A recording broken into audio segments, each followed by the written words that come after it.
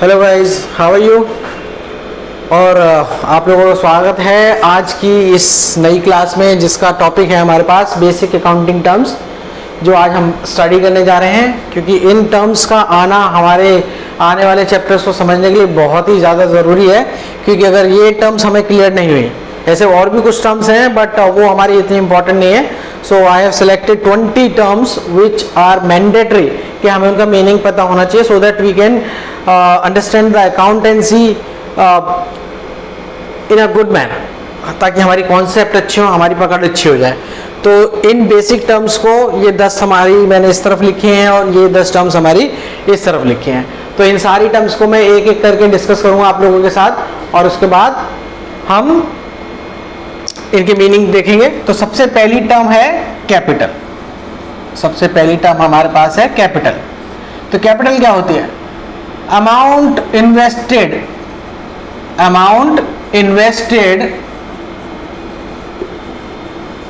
by the owner in the business is called capital। Simple सा है, इसमें ज्यादा दिमाग लगाने की जरूरत नहीं है। वो अमाउंट जो ओनर अपने बिजनेस में इंट्रोड्यूस करता है, दैट इज कॉल्ड कैपिटल। तो इसमें ज्यादा दिमाग हम नहीं लगाएंगे। हमारे लिए दिमाग लगाने की चीज जो अब आ रही है, दो टर्म्स जो हमारी नेक्स्ट आएंगी वहां लगाएंगे हम थोड़ा सा, क्योंकि वो समझने की बहुत जरूरत है हमें। जिनमें से सेकंड टर्म हमारी है एसेट्स। तो भाई एसेट्स क्या होते हैं? डेफिनेशन पे मैं नहीं जा रहा हूं, डेफिनेशन तो तुम्हें बुक्स में भी मिलेगी। हमारे लिए जरूरी है कि हम इसका मीनिंग समझें। तो बुक्स में तो हमें गिवन है कि anything that the business owns and these things are used for the business। ठीक है, तो ये टर्म्स हमारी एसेट की डेफिनेशन में हमें दे रखे हैं, लेकिन हमें उस बात पे नहीं जाना। मैं पहले ही कह चुका हूं, हम डेफिनेशन की बात नहीं कर रहे हैं। डेफिनेशन तुम बुक से पढ़ोगे और एग्जाम में डेफिनेशन जैसे पूछी जाती है वो लिखोगे, लेकिन अकाउंट समझने के लिए डेफिनेशन नहीं चाहिए, हमें उसका मीनिंग चाहिए। हमें उसका मीनिंग चाहिए। तो मीनिंग क्या है? एसेट का मतलब होता है कोई सी भी ऐसी चीज, वेदर टेंजिबल और इनटेंजिबल। तो एसेट्स दो टाइप की मैं बोल रहा हूं, पहली टेंजिबल और दूसरी इनटेंजिबल। टेंजिबल कौन सी? जो दिखाई देती है। दिखाई क्या देता है? बिल्डिंग दिखाई देती है, मशीन दिखाई देती है, लैंड दिखाई देती है, गुड्स दिखाई देते हैं जिसे हम स्टॉक भी कहते हैं। ये सारी चीजें हमें दिखाई देती हैं। लेकिन कुछ ऐसी एसेट्स में जो हमें दिखाई नहीं देती, but they are very valuable for the business, जो बहुत काम की हैं, जैसे गुडविल। अगर किसी बिजनेस की गुडविल ठीक नहीं हुई तो उस बिजनेस का चलना नामुमकिन सा है, इम्पॉसिबल। तो गुडविल बहुत बड़ी एसेट है, लेकिन दिखाई नहीं देती। गुडविल होती क्या है? Goodwill is the value of the reputation of the firm. Firm की जो रेपुटेशन है, बिजनेस की जो रेपुटेशन है, उसकी वैल्यू, उससे बोलते हैं गुडविल। तो दिखाई नहीं देती, वैल्यू किसी की दिखाई नहीं देती। एक बहुत सच्चा आदमी है, एक बहुत ही सच्चा आदमी है। अब सच्चा आदमी है, उसकी मार्केट में बहुत वैल्यू, लोग उसकी कदर करते हैं, लेकिन कितनी? पैसों में बताओ। तो पैसों में उसकी वर्थ हम मेजर कर सकते हैं एक पर्टिकुलर पॉइंट पे उसे लोन देते टाइम। तो लेकिन मैं उन सारी टर्म्स पे नहीं जा रहा हूं। तो अभी हमारे लिए गुडविल का क्या मतलब है? Value of the good name और value of the reputation of the business. जैसे हल्दीराम एक ब्रांड नेम है, आईफोन एक ब्रांड नेम है। जब लोग आईफोन खरीदते हैं तो आईफोन की एक्चुअल कॉस्ट इतनी ज्यादा नहीं है, बट उसकी जो गुडविल है, उसकी वजह से उसकी वैल्यू है, उसकी वजह से लोग खरीदते हैं। वो कटा हुआ सेब दिखाने के लिए कान पे भी इस तरीके से लगाते हैं कि वो आधा कटा हुआ सेब दिखता रहे, लोगों को पता लगे हाँ हमने एप्पल लिया है। वो एक्स्ट्रा पैसे दिए ही इसलिए थे। तो गुडविल ऐसे ही पेटेंट्स हमारी होती है। ये चीजें हम आगे जाके डिस्कस भी करेंगे। ट्रेडमार्क्स होते हैं हमारे, टेक्निकल नो हाउ होते हैं, बहुत सारी चीजें, कॉपीराइट्स होते हैं। ये सारे हमारी कौन सी एसेट्स हैं? इनटेंजिबल एसेट्स हैं, और इनकी भी बहुत सारी वैल्यू होती है। ठीक है, तो एक तो हमने देखा कि एसेट्स की एक कैटेगरी है टेंजिबल और इंटेंजिबल, ये पहली कैटेगरी है। और कौन सी कैटेगरी होती है? और भी कैटेगरी है। और कैटेगरी कौन सी है? टेंजिबल इंटेंजिबल के अलावा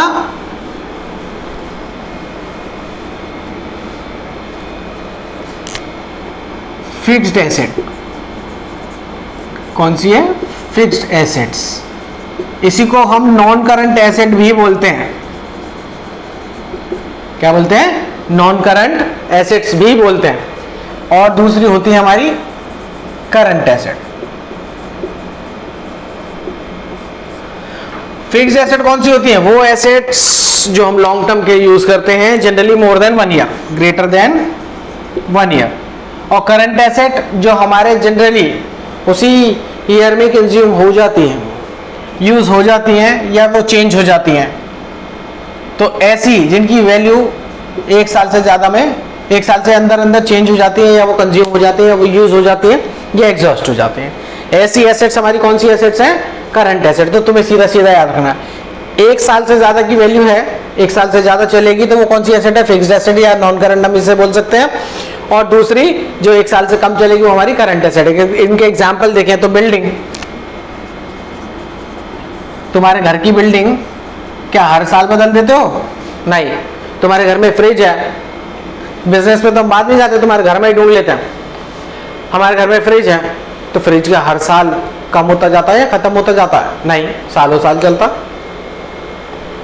तो फ्रिज कैसी एसेट हो गया? फिक्स्ड एसेट है, non current asset. Current asset के एग्जांपल जो 1 साल से कम में यूज हो जाते हैं, कंज्यूम हो जाते हैं, खत्म हो जाते हैं। हमारे घर में बहुत सारी ऐसी चीजें, क्रॉकरी। आप बोलोगे सर क्रॉकरी तो कई कई साल तक भी चलती है।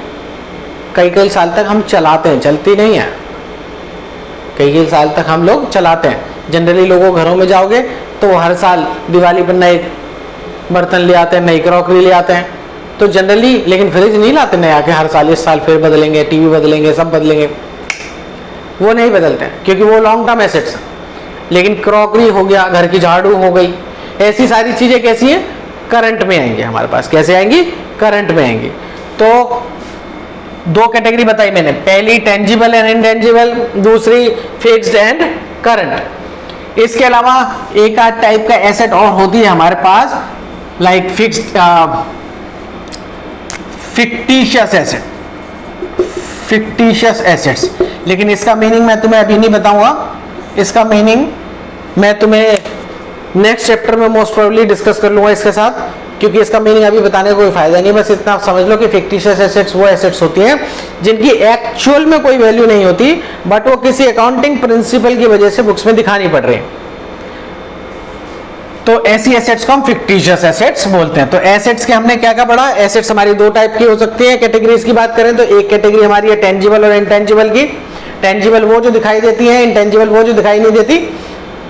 और दूसरी कैटेगरी जो बताई वो फिक्स्ड एसेट और करंट एसेट्स की बताई। फिक्स्ड एसेट जो 1 साल से ज्यादा चलती हैं, करंट एसेट जो 1 साल से कम चलती है, तो ये कैटेगरी बताई। और तीसरी मैंने कैटेगरी नहीं है, वो एक टाइप की एसेट है जो कि किसी अकाउंटिंग प्रिंसिपल की वजह से हमें क्रिएट करके बुक्स में रखनी पड़ती है, लेकिन उसकी एक्चुअल में कोई वैल्यू नहीं होती है। And these assets are called fictitious assets.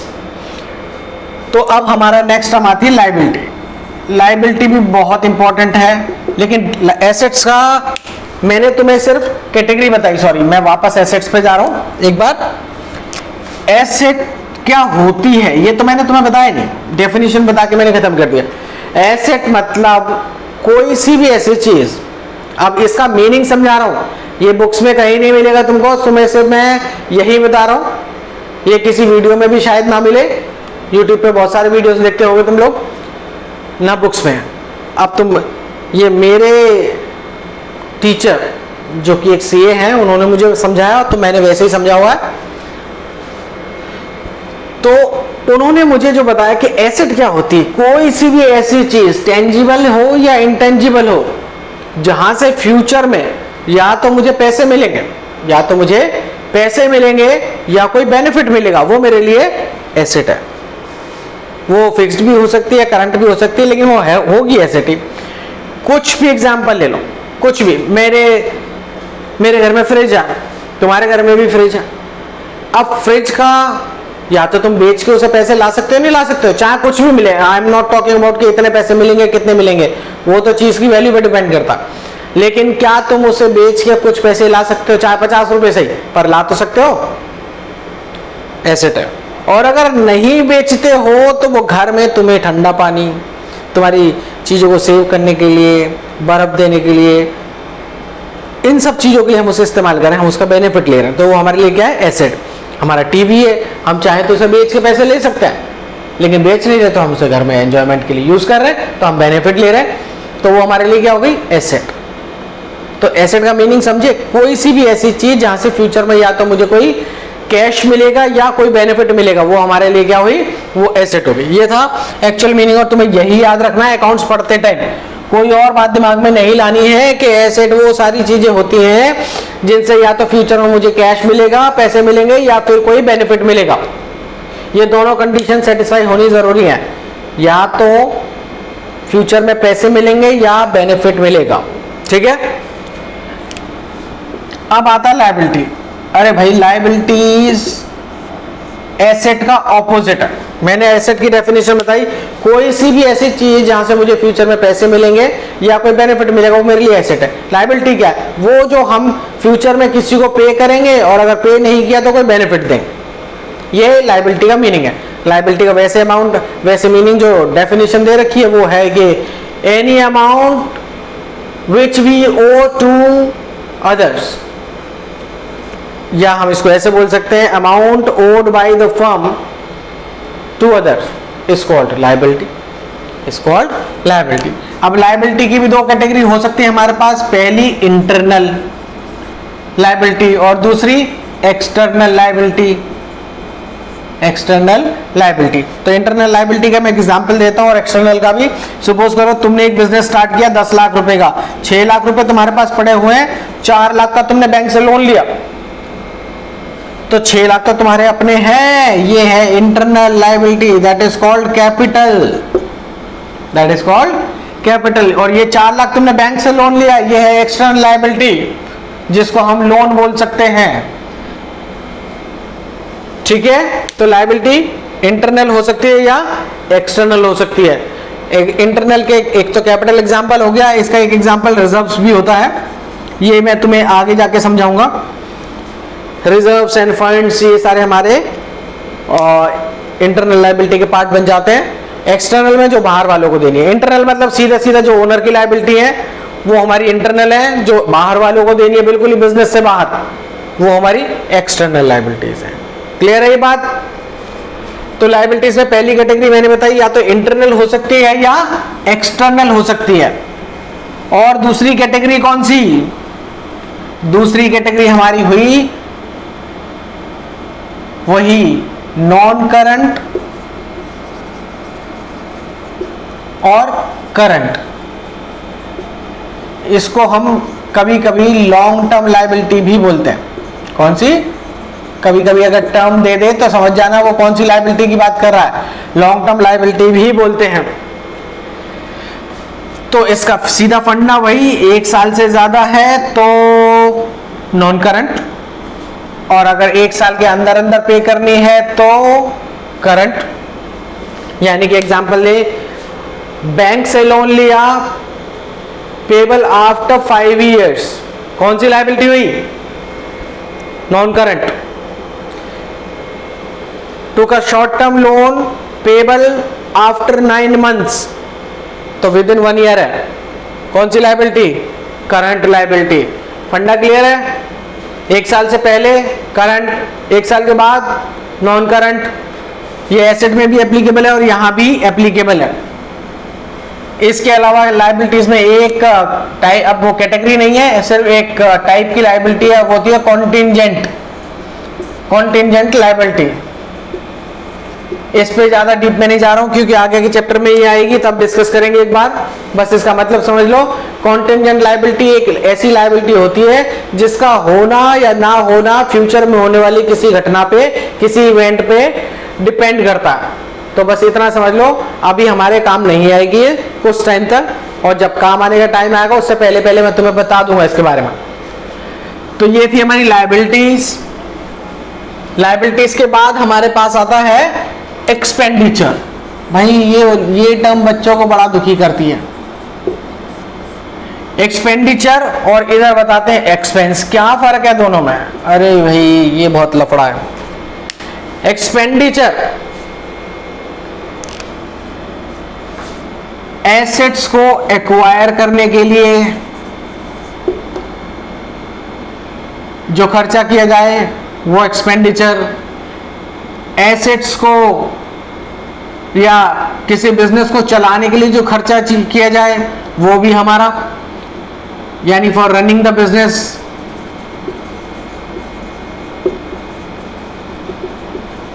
जो नॉर्मल खर्चे किए जाते हैं रेवेन्यू नेचर के, और ये हमारे कैपिटल नेचर के। एक और आता है डेफर्ड रेवेन्यू एक्सपेंडिचर।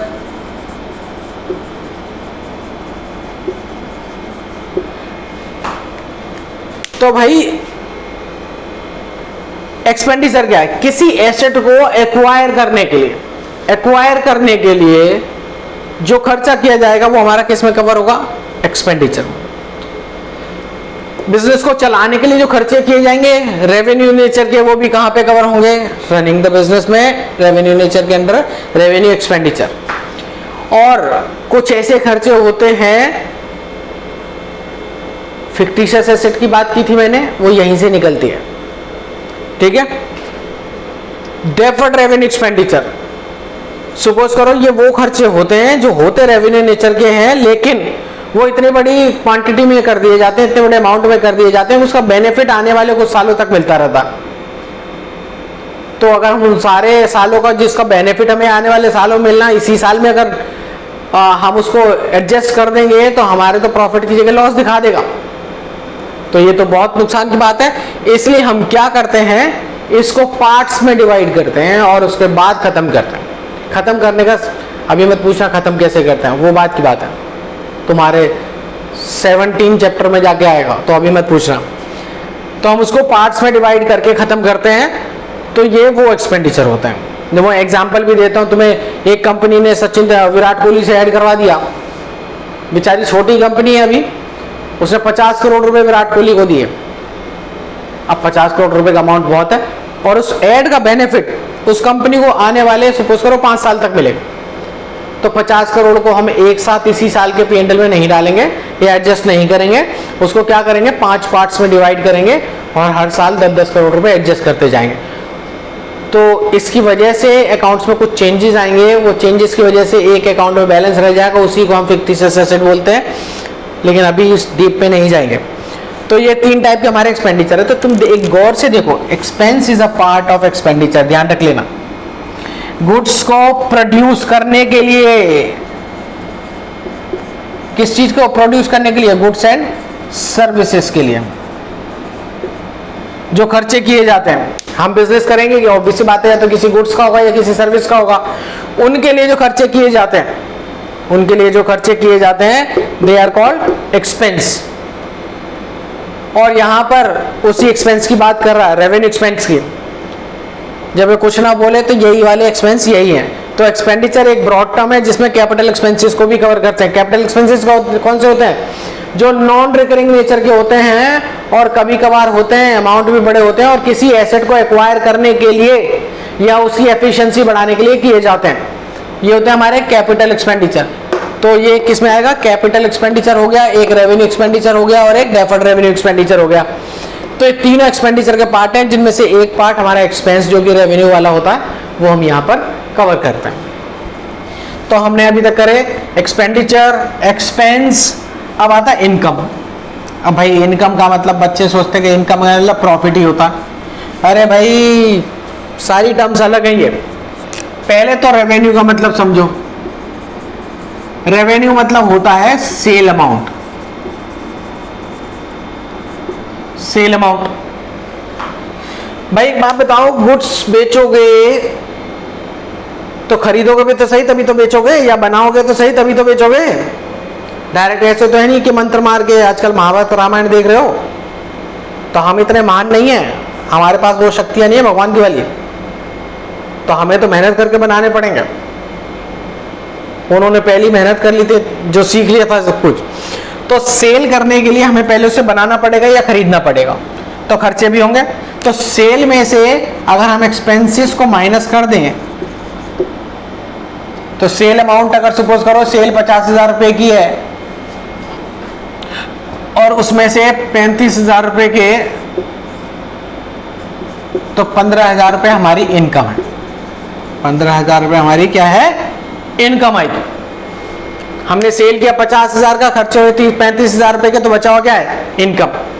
लेकिन ये वन ट्रांजैक्शन के लिए भी हो सकता है, वन पर्टिकुलर पीरियड के लिए भी हो सकता है।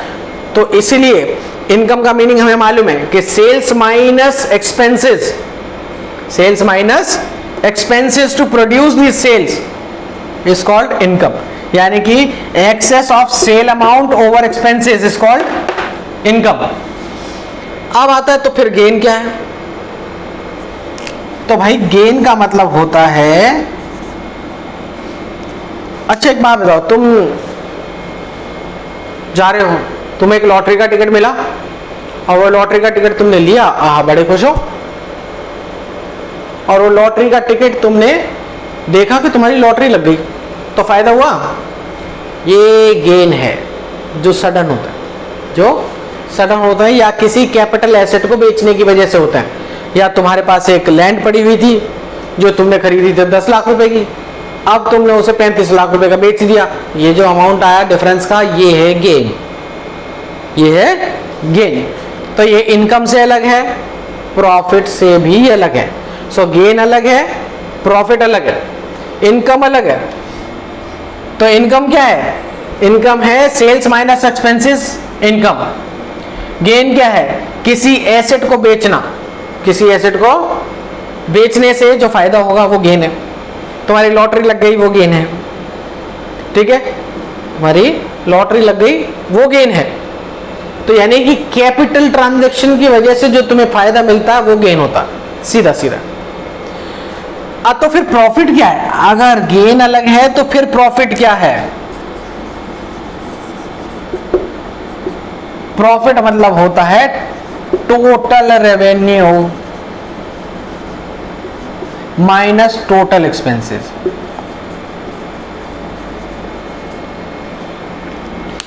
यहां पर मैंने एक डील की बात की या एक पर्टिकुलर पीरियड की बात की, ये छोटी टर्म है।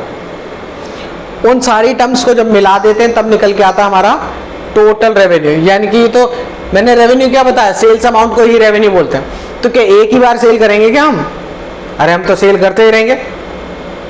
तो उन सब सेल्स का टोटल जो आएगा वो टोटल रेवेन्यू। तो क्या खर्चे भी एक ही बार होंगे, खर्चे भी बार बार होंगे। तो उन सारे खर्चों का टोटल होगा टोटल एक्सपेंस। तो टोटल रेवेन्यू में से टोटल एक्सपेंस घटा दो तो क्या आता है, प्रॉफिट। तो सीधे सीधा सा profit is a broader term than income. तो हमने तीनों में डिफरेंस देखा, इनकम में, गेन में और प्रॉफिट में, ठीक है। तो लॉस क्या है, भाई लॉस एक्चुअल में लॉस का मीनिंग तुम्हें समझना पड़ेगा। लॉस का मीनिंग, मैंने प्रॉफिट का मीनिंग समझाया तुम्हें। प्रॉफिट क्या बताया मैंने, प्रॉफिट होता है total revenue minus total expenses. तो लॉस क्या है, total expenses minus total revenue. मतलब सीधा सीधा सा ये है कि जब हमारे खर्चे ज्यादा हो और रेवेन्यू कम हो तो हमें क्या आएगा, लॉस आएगा। ये एक मीनिंग है, ये एक मीनिंग है लॉस का। लॉस के दूसरे मीनिंग भी हैं, ऐसी ट्रांजैक्शन जिनसे हमें कोई फायदा नहीं होगा लेकिन उस पर खर्चा करना पड़ गया, या वो ट्रांजैक्शन हो गई, या गलती से कुछ ऐसी चीज हो गई जैसे चोरी हो गई। तुम बिजनेस चलाते हो, तुम जरा सा वॉशरूम तक गए, एक बंदे ने तुम्हारे गले से पैसे निकाल लिए, कैश एम्बेजलमेंट, नुकसान है, लॉस। आग लग गई भाई गोदाम में, क्या है, लॉस। तो दो मीनिंग है, एक तो जो तुम्हारे नॉर्मल ट्रांजैक्शंस की वजह से अगर होते हैं, और एक वो जो एबनॉर्मल रीजंस की वजह से होंगे। यानी दो रीजन है, ये तो नॉर्मल वाला हो गया कि हम नॉर्मल बिजनेस कर रहे हैं, उसमें लॉस हो सकता है कि नहीं हो सकता, बिल्कुल हो सकता है, बिल्कुल हो सकता है लॉस। तो ये नॉर्मल वाला, और एक एबनॉर्मल रीजन की वजह से भी अगर हमें लॉस होता है, जैसे गोदाम में आग लग गई हमारे, या कैश की चोरी हो गई, या एक्सीडेंटल कुछ हो गया, तो ये सारे केसेस में जो होगा वो एबनॉर्मल रीजन की वजह से क्या आएगा, लॉस आएगा।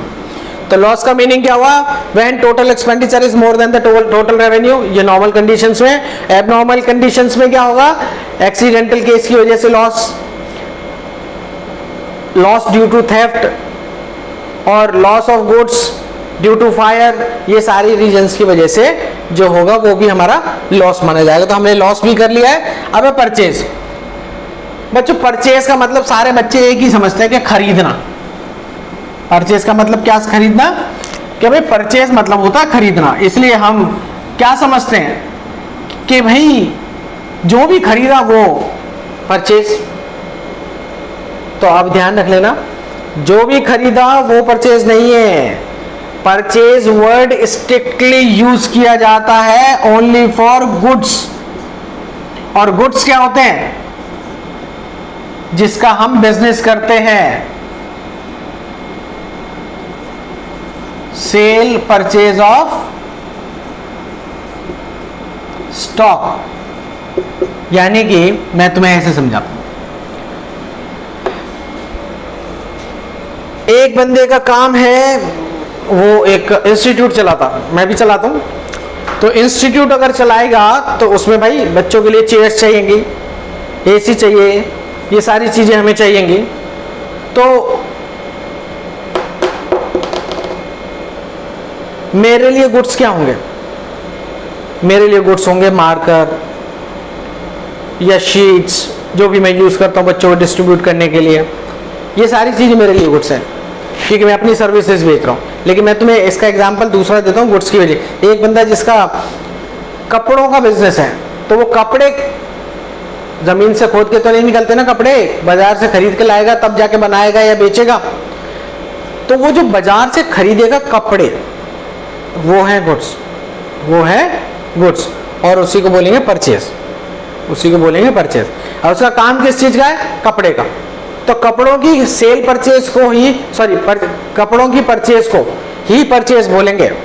अगर उसने गलती से अपने ऑफिस के लिए फर्नीचर खरीदा तो फर्नीचर भी है, लेकिन फर्नीचर का बिजनेस नहीं करता, इसलिए furniture can not be included in goods. तो इसलिए क्योंकि फर्नीचर गुड्स में इंक्लूड नहीं है, इसलिए वो परचेज भी नहीं हो सकता। ठीक है, वो परचेज में काउंट नहीं हो सकता। तो यानी कि हम ऐसे देख सकते हैं, गुड्स में अगर हम goods are those items in which we deal, जिसमें हम डील करते हैं। तो इनको हम कौन सी कैटेगरी में लाएंगे, और डील का मतलब कैसी डील, या तो उसे सेल करते हैं या परचेज करते हैं। ठीक है, सेल परचेज तो करेंगे, तो सेल तो हर कंडीशन में आएगी। हो सकता है हम परचेज ना करें, लेकिन परचेज के केस में हम मैन्युफैक्चर तो करेंगे, प्रोड्यूस तो करेंगे ना। और प्रोड्यूस करने के लिए हम रॉ मटेरियल परचेज करेंगे, तो रॉ मटेरियल भी हमारा गुड्स में काउंट होगा। और क्योंकि वो गुड्स में काउंट होगा, इसलिए जब गुड्स खरीदेंगे तो they will be called purchase. लेकिन स्टॉक और मतलब परचेज ऑफ फर्नीचर नहीं। हाँ, अगर मेरा बिजनेस ही फर्नीचर का है, तब फर्नीचर की परचेज भी गुड्स की परचेज मानी जाएगी और उसे परचेज में इंक्लूड किया जाएगा। तो परचेज हमने देख लिया। तो सेल्स का भी बिल्कुल वही फंडा है, हम गुड्स की सेल को ही सेल मानते हैं, गुड्स की सेल को ही सेल मानते हैं। वही एग्जांपल ले लो, कपड़े के बिजनेस का है, तो कपड़े के बिजनेस में अगर वो अपने गुड्स बना के रेडीमेड कपड़े सेल कर रहा है, तो वो सेल कर रहा है, वो क्या कर रहा है, सेल कर रहा है। That will be considered as sales. लेकिन अगर उसने अपने ऑफिस का फर्नीचर, अपने ऑफिस का एसी बेचा नया लेने के लिए, वो सेल्स नहीं माना जाएगा, वो सेल्स नहीं माना जाएगा। बस इतना सा दिमाग में रख लेना। अब इन्वेंट्री क्या होती है? इन्वेंट्री जनरली टर्म यूज की जाती है मैन्युफैक्चरर्स के लिए। किसके लिए यूज की जाती है? मैन्युफैक्चरर्स कौन होते हैं? जो गुड्स बनाते हैं। क्या करते हैं? जो गुड्स बनाते हैं। अब गुड्स बनाएंगे तो हम उसके लिए क्या हो सकता है हमारे पास, गुड्स बनाने के लिए हमें क्या चाहिए, रॉ मटेरियल। क्या चाहिए, रॉ मटेरियल। तो रॉ मटेरियल भी एंड में बच सकता है या नहीं बच सकता, बच सकता है। तो वही बचा हुआ हमारा अगले साल का स्टार्टिंग का हो जाएगा। तो इन्वेंट्री ऑफ रॉ मटेरियल हो सकता है। कुछ ऐसे गुड्स भी हो सकते हैं जो आधे बन गए हैं, अभी पूरे कंप्लीट नहीं हुए, तो inventory of work in progress ये भी हो सकता है। और फिनिश गुड्स भी तो हो सकते हैं। एक कंपनी जो कार की कंपनी है, तो क्या जरूरी है 31 दिसंबर को सारी कार की कंपनी एकदम से सारी गाड़ियां तैयार करके रख देती है? कुछ अधबनी गाड़ियां भी तो होती हैं, कुछ बनी हुई गाड़ियां भी होती हैं, और कुछ बिल्कुल ही ऐसे सारा बिखरा हुआ होता है रॉ मटेरियल की फॉर्म में। तो तीनों तरीके की इन्वेंट्री हमारे पास हो सकती है, फिनिश गुड्स की भी हो सकती है। तो ये सारी हमारी इन्वेंट्री का है। तो इन्वेंट्री एक बड़ी टर्म है। तो स्टॉक क्या होता है, स्टॉक होता है जो सेल परचेज के काम आता है। यानी कि मैं तुम्हें ऐसे समझाता हूं, एक बंदा है फर्नीचर वाला, वो क्या करता, खुद बनाता नहीं है, खुद बनाता नहीं है, वो बाजार से खरीदता है और उसके बाद उसे बेच देता, बाजार से खरीदता फिर बेच देता। तो ऐसे बंदे के पास जो बचा हुआ माल होगा उसको किस में जाएंगे, उसको बोलते हैं स्टॉक। और स्टॉक भी किसका पार्ट है, इन्वेंट्री का। किसका पार्ट है, इन्वेंट्री का, क्योंकि इन्वेंट्री बड़ी टर्म है। तो इन्वेंट्री क्या हो सकती है, inventory of raw material, inventory of work in progress, inventory of finish goods and inventory of stock in trade. ये सारे एक ही में काउंट किए जाएंगे। तो इन्वेंट्री का मीनिंग हमने देखा।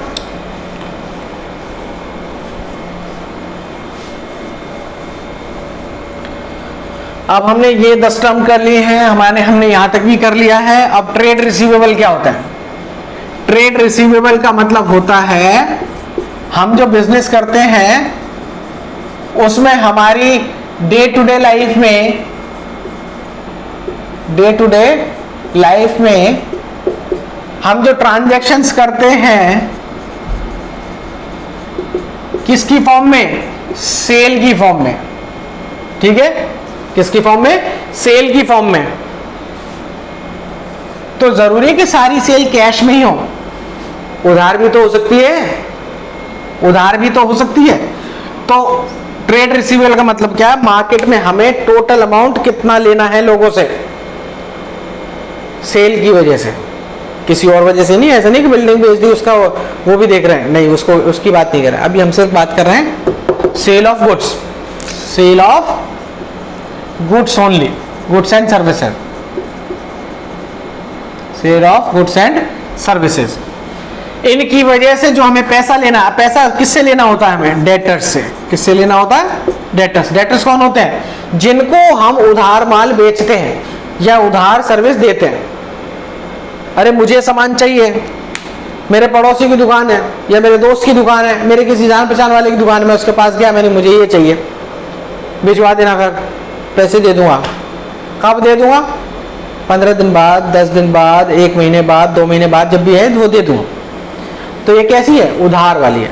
तो उधार है तो मैं उसका डेटर बन गया, क्योंकि मुझसे पैसे लेने हैं उसे। तो डेटर्स कौन होते हैं, जिनसे हमें पैसा लेना, हम लेंगे उनसे पैसा। और इसके अलावा इसमें BR यानी बिल रिसीवेबल वाला पार्ट भी इंक्लूड होता है। यानी डेटर और प्लस में BR को इंक्लूड कर दें, डेटर और BR को दोनों को इंक्लूड कर दें तो क्या बनता है हमारे पास, ट्रेड रिसीवेबल बनता है। क्या बनता है, ट्रेड रिसीवेबल। अगर मैं ट्रेड पेबल की बात करूं, यहां ट्रेड भाई रिसीवेबल हो सकता है तो पेबल भी तो हो सकता है। डे टू डे लाइफ में जो भी हम ट्रांजैक्शन करेंगे, लेकिन परचेज की, सेल की नहीं, परचेज ऑफ गुड्स की। जब हम उधार खरीद सकते हैं तो उधार बेच भी तो सकते हैं, या उधार बेच सकते हैं तो उधार खरीद भी तो सकते हैं। तो हमने उधार खरीदे, क्या खरीदे, या तो गुड्स या सर्विसेज ली। तो उस केस में अब मैंने उधार खरीदे तो मुझे बाद में तो पैसे देने पड़ेंगे। तो भैया जिनको पैसे देने हैं फ्यूचर में, क्योंकि हमने उनसे उधार गुड्स खरीदे थे, तो ऐसे लोगों को बोलते हैं क्रेडिटर। इसके अलावा एक बिल पेबल भी होता है। बिल पेबल की डेफिनेशन हम बाद में पढ़ेंगे। बिल पेबल एक बिल टाइप का होता है जिसमें लिखा होता है कि मैं बाद में पैसे दे देंगे, एक लायबिलिटी होती है। तो इन दोनों का अगर टोटल कर दें तो हमारे पास क्या आता है, बिल पेबल आता है। गुड्स में ऑलरेडी समझा चुका हूं कि गुड्स का मीनिंग क्या है। डिस्काउंट हम सभी जानते हैं, लेकिन इसको फिर भी अब से 4th या 5th क्लास में दोबारा यूज होगा ये डिस्काउंट का, जब मैं जर्नल पढ़ा रहा हूँ तुम्हें। बैड डेट्स, जो पैसा हमारा डूब गया, हमने सेल की, उससे पैसे लेने हैं लेकिन वो भाग गया या मर गया या इंसॉल्वेंट हो गया, तो उसमें हमारा पैसा जो डूबा वो है बैड डेट्स।